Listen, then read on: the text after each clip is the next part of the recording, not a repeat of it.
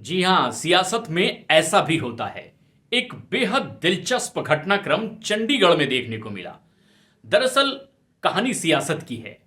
यहां चंडीगढ़ में 30 जनवरी को हुए थे मेयर के चुनाव और इस मेयर के चुनाव में खास बात यह थी कि लोकसभा चुनाव से पहले ही एक तरह का लिटमस टेस्ट इंडी गठबंधन का यहां था, क्योंकि आम आदमी पार्टी और कांग्रेस ने मिलकर यहां चुनाव लड़ा और ऐसे में बीजेपी के यहां 14 पार्षद चुनाव जीते, आम आदमी पार्टी के 13 पार्षद चुनाव जीते, कांग्रेस के 7 पार्षद जीत पाए, अकाली दल का 1 पार्षद।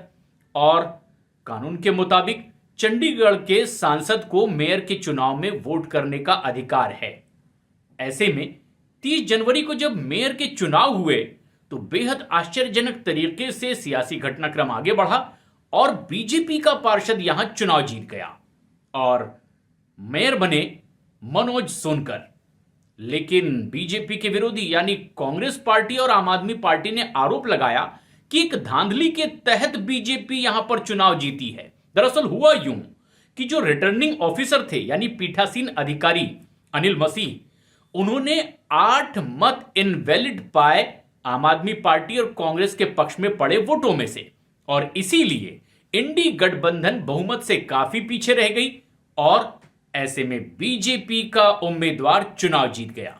विवाद आगे बढ़ा, मामला सुप्रीम कोर्ट तक पहुंचा और इससे पहले कि सुप्रीम कोर्ट इस पूरे मामले पर सुनवाई करती, दिलचस्प सियासी घटनाक्रम आगे बढ़ा। लेकिन हम आपको यह भी बताएं कि जैसे ही यह मामला सुप्रीम कोर्ट में पहुंचा तो आश्चर्य सुप्रीम कोर्ट को हुआ। उन्होंने तल्ख टिप्पणी भी की कि आखिर ऐसा कैसे हो गया। अगली सुनवाई की तारीख तय की गई 19 फरवरी।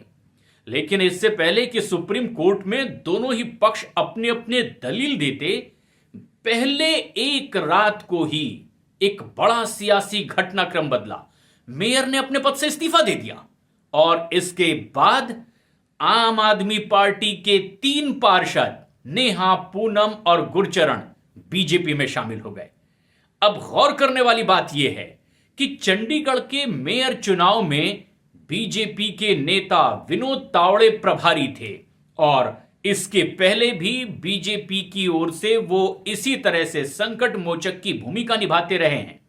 अब ऐसे में जबकि आम आदमी पार्टी के 3 पार्षद बीजेपी में शामिल हो चुके हैं, उससे पहले यह आंकड़ा पूरी तरीके से बदल गया। मेयर ने अपने पद से इस्तीफा दे दिया था और अब नया समीकरण आम आदमी पार्टी और कांग्रेस को पीछे रखता है और बीजेपी के पास आंकड़ा मजबूती से दिखाई देता है, यानी अब एक कंफर्टेबल मेजॉरिटी बीजेपी के पास होगी। हालांकि पार्षदों ने अपने अपने दावे भी किए कि दरअसल उनसे कुछ वायदे किए गए थे और फिर आम आदमी पार्टी की ओर से वादा खिलाफी हुई। नेहा नाम की पार्षद ने तो यहां तक कहा कि वो तमाम जीते पार्षदों में सबसे ज्यादा पढ़ी लिखी थी और इसीलिए आम आदमी पार्टी की ओर से उनसे यह वायदा किया गया था कि वो अगली मेयर बनेंगी चंडीगढ़ की। ये आम आदमी पार्टी का उनसे किया गया वायदा था, लेकिन इसे तोड़ दिया गया, झुठला दिया गया।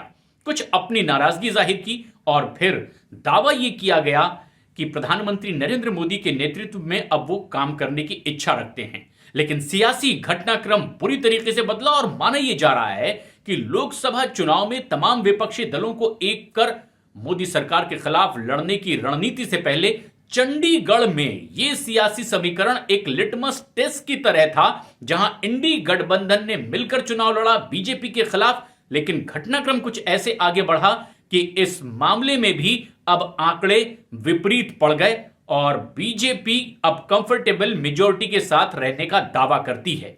लेकिन यह सियासत में दिलचस्प घटनाक्रम बहुत कम समय में भी देखने को मिल सकता है, जो चंडीगढ़ में देखने को मिला। लेकिन ये एक बड़ा झटका इंडी गठबंधन के लिए माना जा रहा है।